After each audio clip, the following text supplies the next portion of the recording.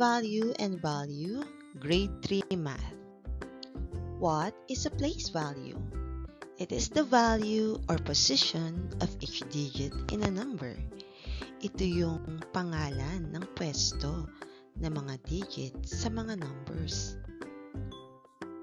To further understand, let us look at the number below. Isipin mo na ang larawan ay isang classroom. May pumasok na mga number. Ito ay ang number 23,948. Sa number na ito ay may digit. Digit 2, digit 3, digit 9, digit 4, at si digit 8.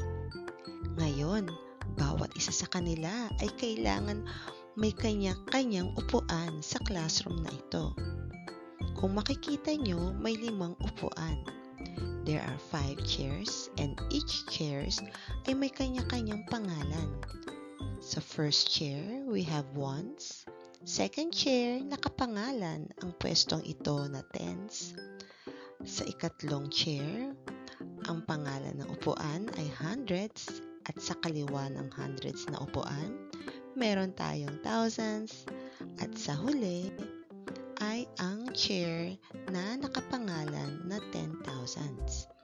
Dito pepwesto ang bawat digit ng number 23,948. Sa number 23,948, si digit 8, siya ay pumunta sa ones na chair. Si digit 4, napwesto naman sa chair na nakapangalan na tens. Si digit 9, ang posisyon niya ay nasa hundreds. Digit 3 naman ay nasa thousands. At si digit 2, ang posisyon niya ay sa upuan na nagngangalang 10,000s. At dyan na sila laging uupo. Later on, dumating si digit 7. Pinwesto siya ng teacher nila sa chair na nagngangalang 100,000s. Diyan na siya uupo. So, ang number na ngayon na mayroon sa classroom ay 723,948. Bawat digit na si 7, 2, 3, 9, 4, 8 ay may kanya-kanyang posisyon. Ito ay ang ones, tens, hundreds, thousands, 10,000s at 100,000s. At dyan na talaga sila uupo. Hindi na sila magbabago. Here, we have another example. This is the number 952,173. And this number consists of digit 9, digit 5, digit 2, digit 1, digit 7, at digit 3. Ngayon, may kanya-kanya rin silang posisyon or pwesto at ito yung tinatawag na place value. Ang place value ni 3 ay nasa ones. Ang place value ni digit 7 ay nasa tens. Si digit 1 naman ay nakapwesto or nasa position na hundreds. Digit 2, ang place value o ang pwesto niya ay nasa thousands.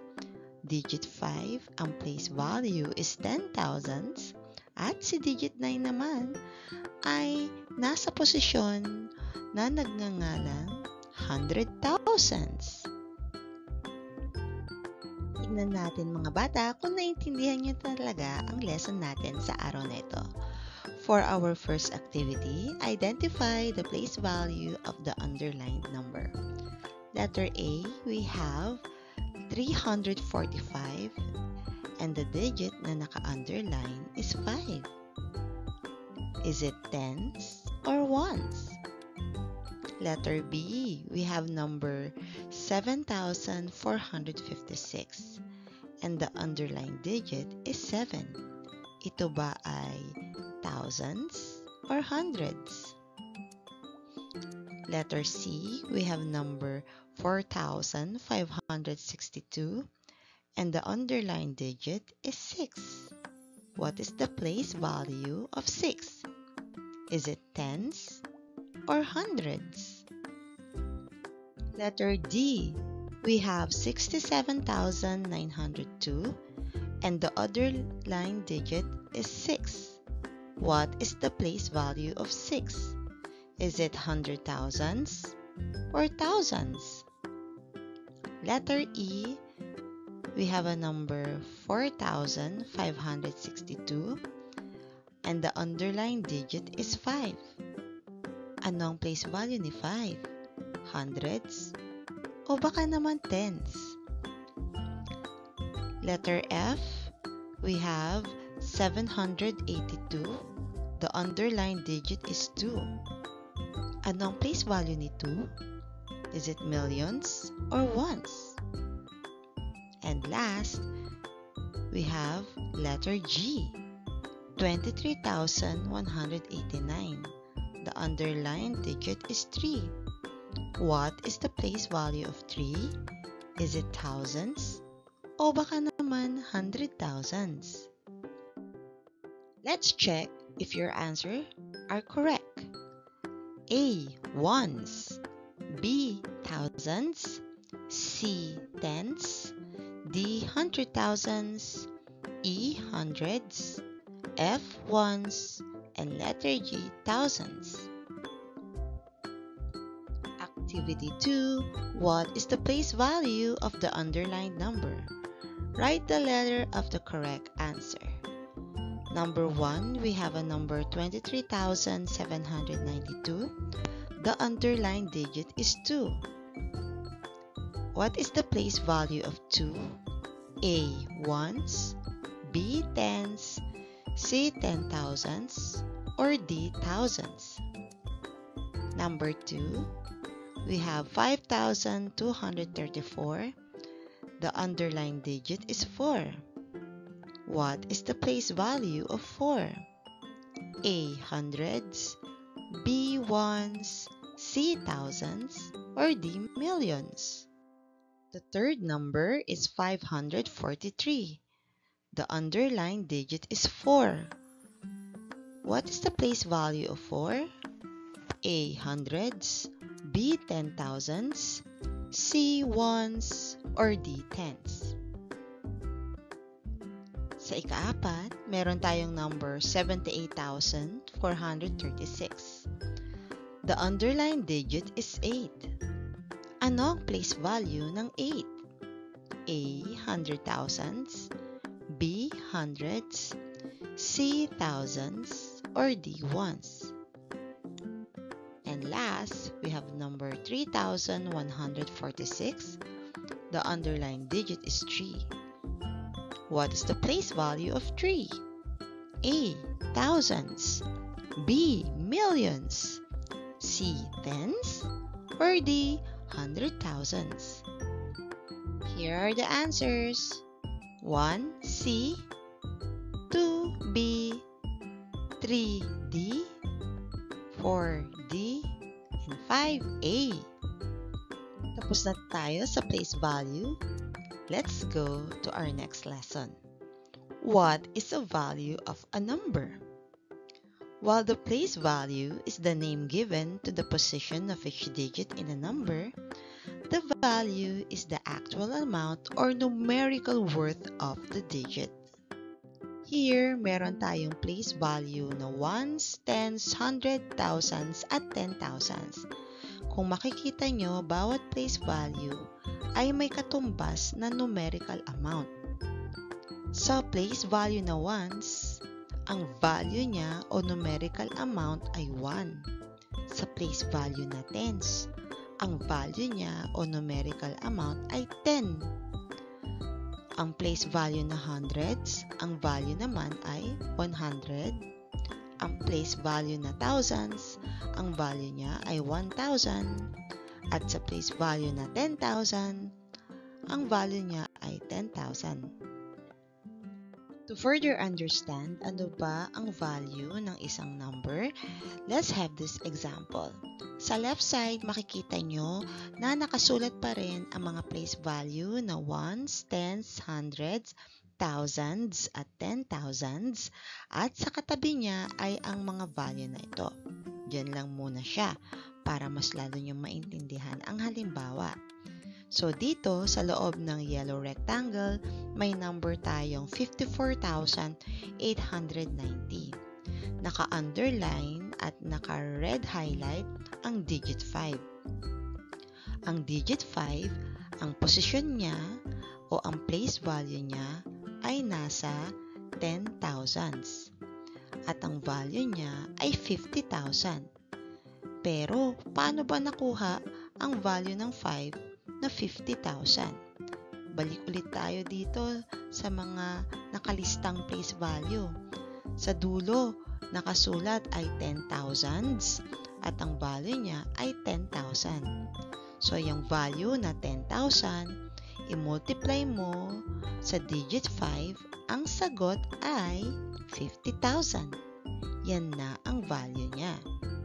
Pero, kung gusto mo, pwede mo naman palitan yung 1 ng 10,000 at gawin itong 5. Ganun pa rin naman ang sagot. The value is still 50,000. Next, inside the yellow box is another number. This time, ang naka-underlined at naka-red highlight ay number 7. Ang pangalan ng posisyon ng na 7 o ng place value nito ay hundreds. At ang value naman niya ay 700. Paano ba nakuha ang 700? As you can see, sa listahan ng place value at value, nasa ikatlo ang hundreds at ito ay 100 or 100. So, yung 100 times 7, ang sagot ay 700. Yan ang value. O kaya, para mas madali, yung 1 sa 100, palitan mo ng 7. Ang sagot pa rin naman ay 700. Activity 1. Identify the place value and value of the underlined number. Ready? Go! Let's answer. Letter A. The number is 356. The underlined digit is 3. The place value of 3 is hundreds and the value is 300. Letter B, we have number 12. The underlined digit is 2. The place value is ones and the value is 2. Letter C, we have the number 43,589. The underlined number or digit is 4. The place value of 4 is 10,000 and the value is 40,000. Letter D, we have the number 51,760. The underlined digit is 1. The place value of digit 1 is thousands and the value is 1,000. Letter E, we have the number 9,378. The underlined digit is 8. The place value is ones and the value is 8. Activity 2. Identify the value of the underlined digit. We have here 5 numbers. Letter A, 93,412. Letter B, 455. Letter C, 8,647. Letter D, 76,124. And letter E, 86. Letter A. What is the value of digit 9? Here's the answer. 90,000. Letter B. What is the value of digit 4 in 455?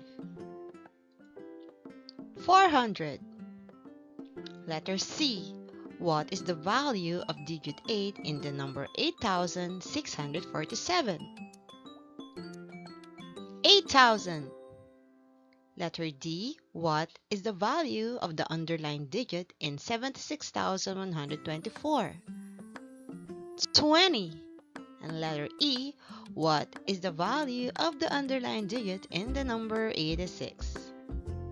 6.